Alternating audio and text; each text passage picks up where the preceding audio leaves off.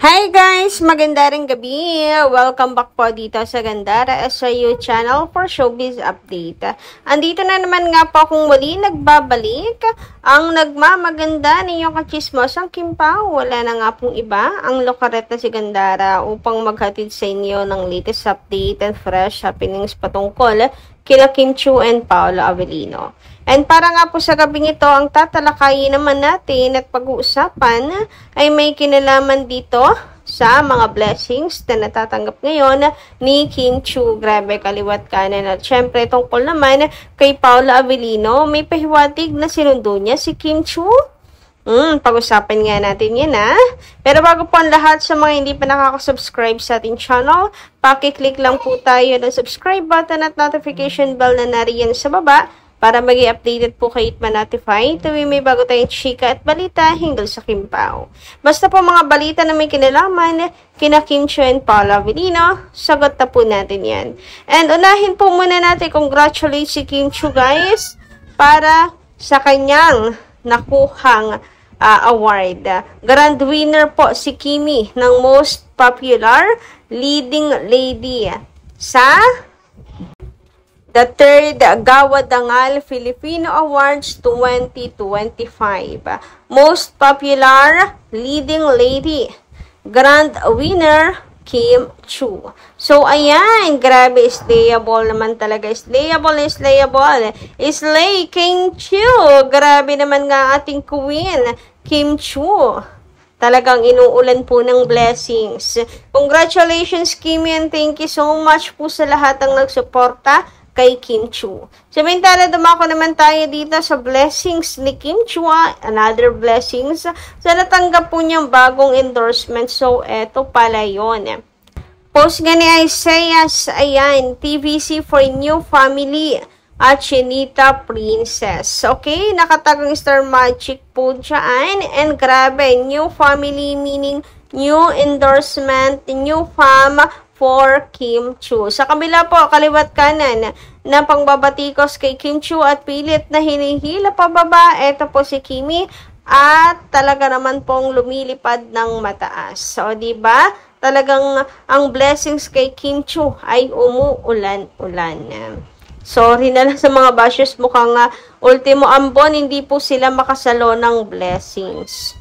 So, ano kaya tong bagong endorsement na yan ni Kim Chiu? Mukhang bongga Anyway, syempre guys, para naman sa Chowking, Chow Fun Run sa October 11, another paalala guys, para sa mga gusto pong mag-register, punta lang po kayo sa account ni Kimi, sa kanyang pong Reels, ayan, po sa kanyang Insta, Facebook, and dun po kayo mag-link, dun po kayo mag-register sa link na kanyang ibinigay. So, October 11 po yan, and supportahan natin ang Kim Pao. Silang dalawa pa ni Paolo Avellino actually ang nag-post nito. Ibig sabihin, Kim Pao, together na naman. Happy muli ang Kim Pao fans. Natatawa ako sa mga basher kasi panay sila dakdak pero yung totoo bokya naman sila.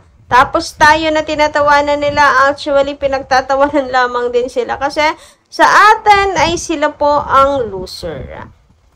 Sapagkat tayo po ay tunay na masaya at kinikilig, samantalang sila ay nako po, daig pa po ang mga talagang sakangkungan ang inabot. Samantala, eto naman another blessings kay sa Kim Pao dahil sa kanila pong Hyundai endorsement. Muli nagparamdam po ang Hyundai for Kim and Paolo. And speaking of Hyundai, di ba nga po yung nag-post si Paolo Avellino ng update? And napaisip lamang po ang mga fans ganyan dahil bisihan nga po si Kim Chiu sa kanyang endorsement, bagong nakuhang endorsement.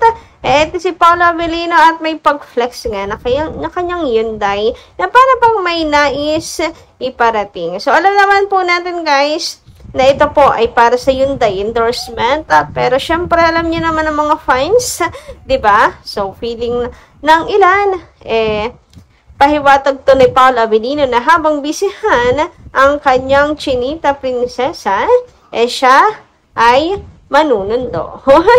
Ready na para manundo. Okay?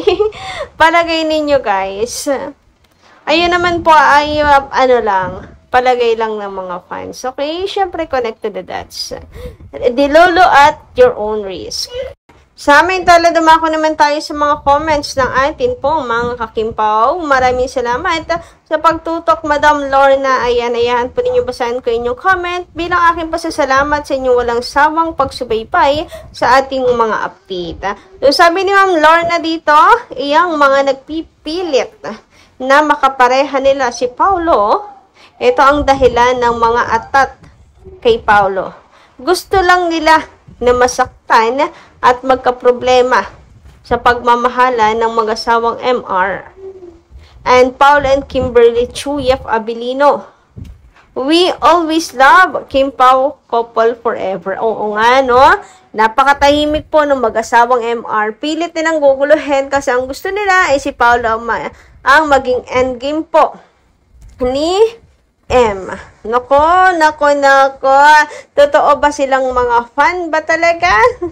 Grabe, no? May asawa na yung tao, ipipilit pa rin nila kay Paolo Abilino. Hindi na lang mag-manifest na sana magbalik tambalan.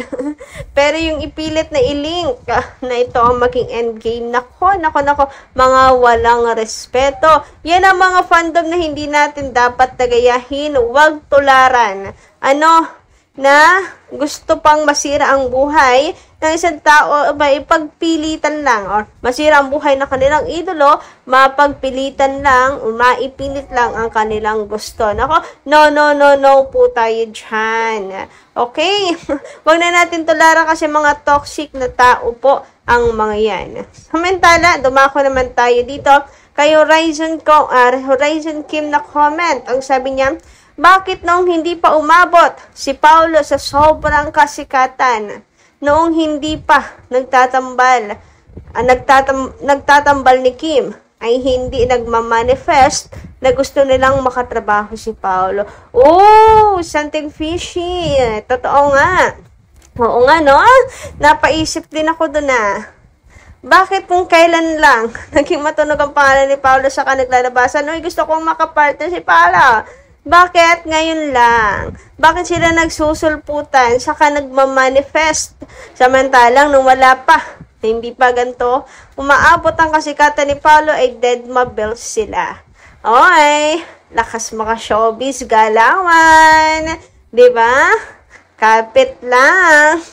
Sige, bahala kayo sa buhay niyo. Pero, si God na mismo ay gumawa ng paraan para magtagpo ang landas nilang dalawa ni Kim.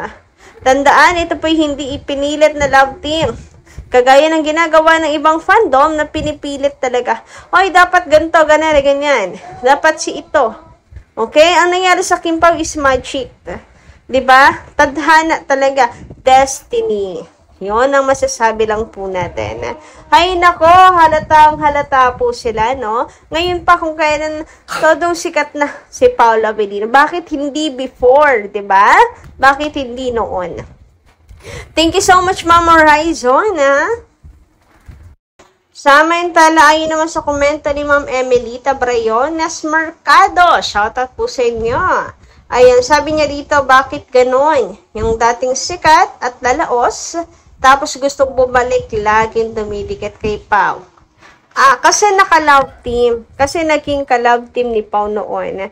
In the end, idadamay si Kim. Iba talaga pag sikat, katulad ng Kim Pao. Kawawa nga si Kim Chu, diba? Si Kim yung ipit na ipit.